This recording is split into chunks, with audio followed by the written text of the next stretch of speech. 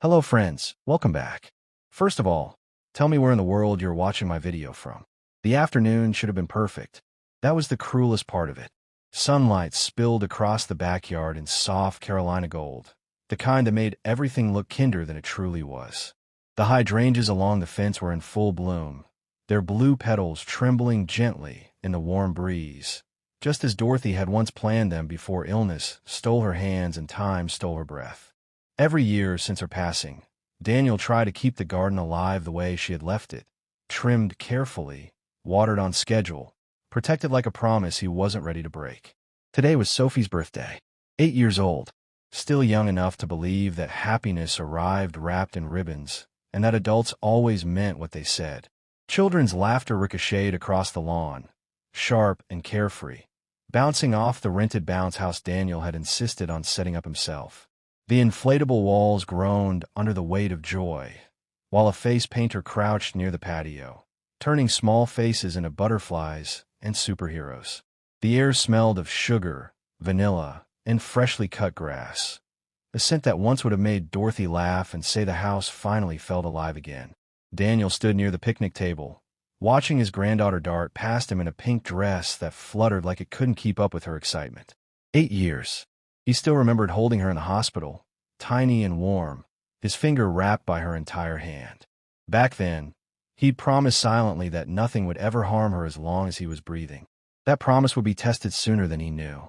Marcus lingered near the patio doors, his phone glowing against his face. 42 years old, and already wearing exhaustion like a second skin. He smiled when spoken to, nodded at the right moments, but never quite looked at his father. Not directly. Not anymore. It was the look of a man trying not to feel something he no longer knew how to fix. Vanessa, on the other hand, was everywhere. She floated from table to table refilling cups, straightening decorations that didn't need fixing, laughing loudly at jokes no one had finished telling. Her warmth was polished, practiced, the kind that dazzled strangers and unsettled those who paid attention long enough. Daniel had learned long ago that perfection was rarely accidental. She brushed past him with a smile. "Everything looks wonderful, Daniel. You always do too much." "Dorothy liked too much," he replied. Vanessa's smile twitched, just slightly, before resetting. Of course she did. By mid-afternoon, the yard was alive with noise. Neighborhood parents chatted near the fence while children collapsed onto blankets with juice-stained lips. Sophie sat cross-legged near the gift table, eyes bright, waiting patiently for permission she didn't need, but always asked for anyway. At exactly 3 o'clock, the doorbell rang. Daniel turned instinctively, something tightening faintly in his chest before his mind could name it. A delivery driver stood on the porch holding an elegant white box tied with a silver ribbon. It looked expensive, too expensive for a child's toy. "Delivery for Sophie," the man said. Vanessa appeared instantly at Daniel's side, as if summoned. "Oh, that must be from my parents," she said brightly. "They couldn't make it today." Her eyes flicked briefly toward Marcus, sharp, pointed, and he looked away. The card was written in neat, precise handwriting. "To Sophie, love, Grandma Carol and Grandpa Robert." Sophie squealed and tore into the ribbon with both hands. Tissue paper fluttered onto the table as she lifted the lid. Inside rested a porcelain doll. Not the plastic kind children usually dropped and forgot, but something older, delicate, Victorian-style lace dress, pale painted face, curls fixed in place, as if they had never known movement. Its glass eyes reflected the sun in bright, crystalline flashes. "She's beautiful," Sophie whispered. She lifted the doll carefully, tilting it left and right as the eyes caught the light. Then she froze. Her smile collapsed into confusion. "Grandpa," she said slowly, "why are Dolly's eyes sparkling funny?" Daniel stepped closer. At first, he thought it was nothing. Sunlight, reflection, age. He leaned in, squinting. Then he saw it, barely visible, embedded deep within the right eye. A tiny black circle no bigger than a grain of rice. A lens. His stomach dropped. The world around him dulled instantly, as if someone had lowered the volume on life itself. Children screamed with laughter somewhere behind him. Plates clinked. Someone called his name. He heard none of it. A camera. This wasn't decoration. This wasn't coincidence. This was surveillance. Daniel forced his face to remain calm. 40 years of standing in lecture halls had trained him well. Never let emotions speak before thought. Let Grandpa take a closer look, sweetheart, he said gently. You go play with Lucas. Sophie nodded and ran off, trusting him without hesitation. That trust burned. Daniel held the doll with both hands, suddenly aware of how light it felt and how heavy it truly was. Vanessa watched him closely, her smile still intact, eyes sharp as winter glass. Everything okay? She asked. Just checking for loose parts, he replied. Old toys can be tricky. Of course, she said softly, honey in her voice. Ice beneath it. He walked through the kitchen, past framed photographs of Dorothy smiling beside him in younger years, and into his study. He closed the door, then locked it. Only then did he allow himself to breathe. He placed the doll under the desk lamp and examined it carefully. Using the magnifying glass he'd kept since his teaching days, he studied the eye again. There was no mistake. Professional grade, micro camera. Wireless. Active. He unscrewed the base, gently, using a letter opener. Inside, nestled among synthetic stuffing, sat a GPS tracker, blinking faintly. Alive. Recording. Watching. Daniel photographed everything. Evidence mattered more than emotion. For weeks, he'd felt something he couldn't explain. The prickling sensation of being observed inside his own home. He blamed age, loneliness, grief. Now he understood. 3 weeks earlier, a memory surfaced, sharp and unwelcome. He'd returned early from the hardware store and heard voices upstairs. Vanessa's voice. Sophie's small one answering. He'd paused in the hallway, unseen. When people ask about Grandpa, Vanessa had said sweetly, you can say he forgets things sometimes. Sophie hesitated. But he doesn't. He's getting older, Vanessa replied smoothly. That happens. Daniel had recorded it quietly on his phone. Not because he wanted to believe something was wrong, but because deep down, he already did. Now the doll sat before him, its painted smile grotesque under the lamp. This wasn't love. This was planning. He leaned back slowly, the truth settling like cold stone in his chest. This wasn't about his health. It was about his house, his savings, his disappearance. Outside, Sophie laughed. Inside, Daniel realized something terrifying. They weren't waiting for him to die. They were preparing to remove him. And he was running out of time. He stared at the doll one last time before closing the drawer. The eyes no longer sparkled. They watched. That night, the house refused to sleep. Even after the laughter faded, after the balloons sagged and the plates were stacked in the sink, silence pressed in from every corner like something alive.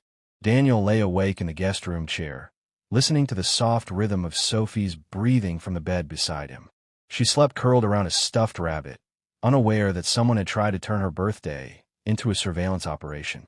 He watched her chest rise and fall and felt something ancient tighten inside him. Fear didn't come first. Clarity did. After she drifted deeper into sleep, Daniel returned to his study and locked the door again. The doll lay on the desk where he had left it, face turned upward, eyes reflecting the dim lamp glow like frozen stars. He didn't panic. He didn't raise his voice. He did what he'd done his entire career when confronted with something dangerous dressed as logic. He studied it. The camera transmitted wirelessly. The GPS blinked at steady intervals. Whoever installed this hadn't been guessing. They knew exactly what they were doing and exactly how long they needed it to function. Daniel photographed every angle, logged timestamps, saved backups to a flash drive and to the cloud. Evidence survives panic. Then, slowly, other moments began arranging themselves in his mind. No longer random, no longer harmless. Vanessa's casual comments about his memory. Her gentle questions at dinner. Did you take your medication today? Are you sure you remember your appointment? The way Sophie had started asking him things she'd never questioned before. Grandpa, do you get confused sometimes? Not curiosity. Coaching. 3 weeks earlier, he'd heard Vanessa on the phone while she thought he was asleep. The papers are almost ready, she'd said quietly. Once he's placed, we can start the process. Placed. Like an object. Another night. He won't fight it. He's too old to understand. Daniel had recorded everything. At the time, he'd convinced himself he was overreacting. That grief had sharpened his suspicion. That family disagreements didn't belong in police reports. The doll destroyed that illusion. He opened a yellow legal pad and began writing numbers. House. Purchased 1985. Current value. $280,000. Retirement savings. $85,000. Investments. $35,000. Total. $400,000. That was his worth on paper. That was what silence was costing him. Dorothy's voice whispered from memory, steady and certain. Trust your gut, Daniel. It's smarter than most people. He realized then what terrified him most. They weren't being reckless. They were being careful. This wasn't anger-driven betrayal. It was procedural, guardianship, placement, liquidation, and once declared incompetent, he would have no legal voice left to scream with. He couldn't go to Marcus. His son had stood on that patio, smiling politely, while his wife installed a camera in a child's toy. Marcus had chosen comfort over confrontation long ago. He couldn't go to friends. Sympathy wouldn't stop paperwork. Only expertise would. At 2 a.m, Daniel sat at his computer and typed words he never imagined needing. Elder law attorney. Family exploitation. Charlotte. One name appeared again and again.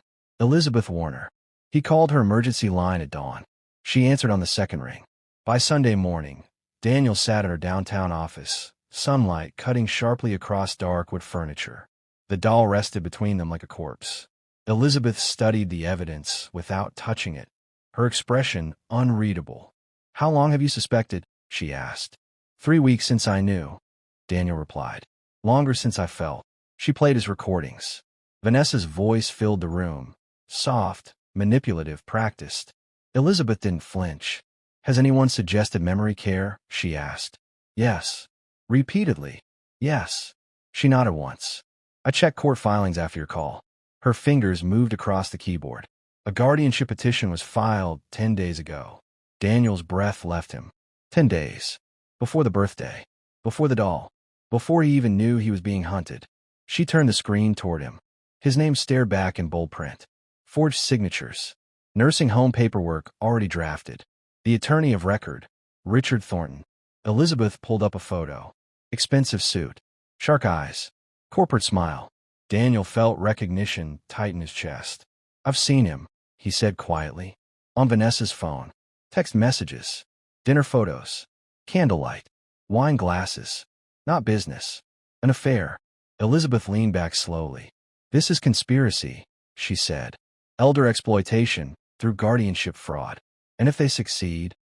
Daniel asked. Her pause answered before her words did. Once placed, they control everything, she said. Your assets, your care, your contact with the outside world. And people don't last long in those situations, she added gently. Polite words. For murder by paperwork. We're going to fight, Elizabeth said firmly. But the next 2 weeks will be dangerous. How?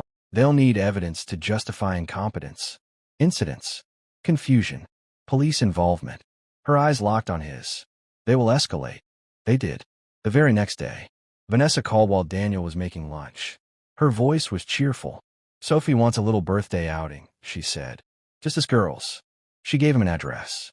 Told him to pick Sophie up at 5. 3 hours notice. A trap disguised as kindness. He agreed. Refusal would look paranoid. At 2 o'clock, Sophie left waving from the back seat. Daniel whispered a promise he prayed he wouldn't regret. Then he activated the GPS watch he'd given her that morning. At 3:15, Vanessa texted the address. An industrial park. Vacant buildings. No children. No celebration. Daniel's hands went cold. He didn't wait until 5. When he arrived, the place was empty. Dead concrete. Weeds. Silence. No Sophie. No Vanessa. Then his phone buzzed. SOS activated. Location. Carol Martinez's house. He called 911. He drove faster than he had in decades. When Sophie ran into his arms crying, something inside him broke and reformed at the same time. Later that night, after she slept, Daniel listened to the audio recorded by her watch and heard something far worse than surveillance. He heard his granddaughter being trained to lie, threatened, manipulated, used. Vanessa's voice. Carol's voice. A child crying as adults taught her how to destroy the man who loved her most. Daniel removed the headphones slowly. His hand was shaking. This wasn't about money anymore. This was war. And they had crossed a line that could never be uncrossed. A knock sounded at the study door. Marcus stood there, pale, trembling. "I can't sleep," he whispered. Daniel handed him the headphones and watched his son finally see the monster he'd married. When Marcus collapsed into the chair afterward, sobbing, confessing everything, the affair, the threats, the fear, Daniel didn't feel relief. Only resolve. 9 days remained before the hearing. 9 days for them to realize they were exposed. 9 days for desperation to grow teeth. Daniel looked at his son. "Now we fight," he said quietly. And for the first time, Marcus nodded without looking away. The house felt different once Marcus moved back in.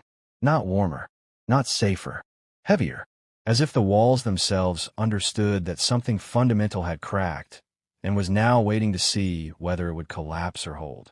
Marcus took the guest room across from Sophie's. He slept little. When he did, it was restless, dreams punctured by guilt, by the sound of his daughter crying in recordings he couldn't erase from his mind. Daniel heard him pacing at night, stopping outside Sophie's door, standing there silently as though afraid to touch the damage his silence had allowed. 7 days remained. 7 days until a courtroom decided whether Daniel would keep his freedom or lose his life by degrees. Elizabeth Warner turned her conference room into something that resembled a command center. Documents covered the table in careful chaos. Evidence was labeled, cross-referenced, backed up twice. Nothing was assumed. Nothing was trusted without proof. "This isn't a family dispute," she said calmly. "It's organized exploitation." The words felt clinical, but the meaning burned. They built the case piece by piece. The doll, now in police custody, traced to a wireless feed registered under Richard Thornton's law office. The GPS tracker pinged the same IP address. Surveillance disguised as affection. Daniel's recordings followed. Weeks of manipulation disguised as concern. Then the audio from Sophie's watch. Elizabeth listened without interruption. When it ended, she removed her glasses and exhaled slowly. "This," she said, "changes everything." Because adults lying about an elder could still be twisted into concern. But terrorizing a child? That was indefensible. Marcus added his evidence next. 6 months of text messages. Late-night conversations. Plans written casually, as if discussing vacation itineraries. "Once the old man is placed, we're free. Guardianship gives us control. Liquidation within 60 days. Daniel stared at the words that reduced his existence to a timeline. Elizabeth's investigation widened. Richard Thornton, 3 similar cases in under 2 years. Elderly clients declared suddenly incompetent. Estates liquidated. Complaints buried by isolation and death. Carol and Robert Martinez had done this before. Robert's mother, institutionalized. Her estate gone within a year. A pattern, a practice, a family business. Elizabeth didn't sugarcoat it. "They learned this works," she said, "and they taught Vanessa how to do it." Marcus looked sick. "I'm married into this," he whispered. "You married blind," Elizabeth replied. "That doesn't make you complicit anymore." But desperation doesn't retreat quietly. By Thursday, Vanessa's messages began. First to Marcus. "We can fix this. You're overreacting. You're letting your father manipulate you." Then to Daniel. Long text about forgiveness. About family unity. About misunderstandings. He didn't respond. Silence was a shield now. On Friday, Elizabeth warned them. When people realize the narrative is collapsing, they try one last performance. "What kind?" Marcus asked. "The kind that looks emotional," she said. "Public. Tearful. Convincing." They didn't have to wait long. That evening, Vanessa appeared outside the house. No warning. No call. She stood on the sidewalk, crying loudly enough for neighbors to notice. "Sophie," she sobbed. "Please, baby, come home." Marcus froze. Daniel placed a hand on his arm. "Let me handle this." He stepped outside as Elizabeth had instructed. Phone recording openly visible. Vanessa rushed forward. Makeup smeared. Grief theatrically raw. "They've turned you against me," she cried. "I'm her mother." "You threatened her," Daniel said calmly. She recoiled as if struck. "I was helping." "You told her something bad would happen to me if she didn't lie." Her face flickered. "Just once." Enough. Neighbors watched. Phones emerged. Vanessa realized too late that the stage she'd chosen wasn't hers. Police arrived within minutes. Not because Daniel called, but because witnesses did. When officers spoke to Sophie later, she didn't cry this time. She spoke clearly. "She scared me. Sophie said. She said Grandpa would get sick if I didn't say things. That statement went on record. The walls were closing in. The night before the hearing, Daniel couldn't sleep. He sat in Dorothy's rose garden while Sophie slept upstairs, watching moonlight catch on petals she'd once planted with hope instead of fear. He thought of how close he'd come to believing silence was dignity, how nearly he'd mistaken patience for wisdom. Inside the house, Marcus sat at the kitchen table staring at custody forms, realizing how fragile fatherhood became when fear replaced courage. Morning came too quickly. The courthouse loomed like a verdict before the verdict. Wood panel walls, flags, benches worn smooth by decades of judgment. Vanessa sat beside Richard Thornton, composed once again, polished, innocent, prepared. Carol and Robert Martinez sat behind them with knowing smiles. Elizabeth stood beside Daniel like stone given purpose. The judge entered, and with her, the moment when lies would either stand or finally collapse. Daniel felt his pulse slow, not from calm, from certainty, because truth doesn't need performance. It only needs permission, and today it would speak. The courtroom smelled faintly of old wood and polished floors, the scent of authority that had absorbed decades of fear, hope, and lies. Daniel sat upright beside Elizabeth, hands folded calmly in his lap, while his heart beat with the quiet intensity of a man who knew this room would decide whether he walked out free or disappeared behind locked doors with polite smiles. Across the aisle, Vanessa sat perfectly composed. Her hair was immaculate, her posture graceful, her expression sorrowful in a way that suggested suffering rather than guilt. Richard Thornton leaned beside her, expensive suit pressed sharp, confidence radiating from a man who believed law could be bent as easily as paper. Carol and Robert Martinez sat behind them, faces serene, the calm of people who had done this before. The judge entered. Karen Anderson, 60 years old, gray hair pulled back tight, eyes that had learned long ago how to recognize performance. The hearing began. Thornton rose first. "Your Honor," he said smoothly, "this is a tragic family situation. Mr. Daniel Crawford is a 70-year-old widower living alone. The family has observed cognitive decline, confusion, memory lapses, and inability to properly supervise a minor child." He spoke gently, compassionately, like a man delivering mercy. "Out of love and concern, the family seeks protective guardianship and appropriate placement." Vanessa took the stand. She cried on cue. "He forgets meals," she said softly. "He left the stove on. Sophie worries about him. We're just trying to help." Carol followed. "He's paranoid," she said. "Accuses us of spying. It's heartbreaking." Witnesses Daniel didn't recognize testified vaguely about forgetfulness and aging. The lie was elegant. That made it dangerous. Then Elizabeth stood. "Your Honor," she said, "before this court removes a man's freedom, I ask permission to present evidence." Judge Anderson adjusted her glasses. "Proceed." Elizabeth approached the evidence table and lifted the porcelain doll. This was given to Mr. Crawford's granddaughter on her 8th birthday. A forensic expert testified next. The camera embedded in the eye. Active transmission. IP address traced directly to Thornton's law office. Murmurs rippled through the room. Elizabeth continued. Inside the doll was a GPS tracker, also transmitting to the same IP address. She turned slowly toward Thornton. This was not concern. This was surveillance. Thornton rose abruptly. "Objection. Sit down," Judge Anderson said sharply. Elizabeth nodded to the bailiff. The audio began to play. A child's voice filled the courtroom. "I don't want to practice anymore." Then Vanessa's. "Cold. Precise. When a social worker asks, you say Grandpa forgets things." Sophie cried. "But that's not true." Carol's voice followed. "If you don't help us, something bad could happen to Grandpa." The courtroom froze. Adults shifted uncomfortably. Someone whispered, "Oh my God." When the recording ended, silence crushed the air. Judge Anderson's pen had stopped moving. "Call your next witness," she said quietly. Marcus stood. He walked to the stand like a man shedding fear with every step. "I've known about my wife's affair with Mr. Thornton for 6 months," he said. "They discussed my father's estate as a financial opportunity. Text messages were entered into evidence. Hotel receipts, timelines, plans." The courtroom erupted. The judge struck the gavel once. Marcus continued. "I was afraid. I thought staying quiet would protect my daughter. I was wrong.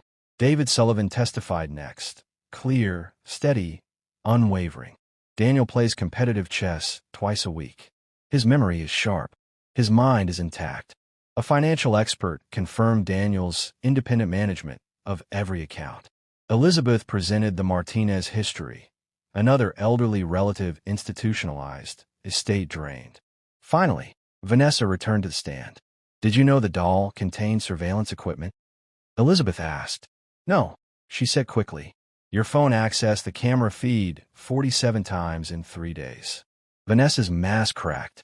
Judge Anderson removed her glasses. I have heard enough.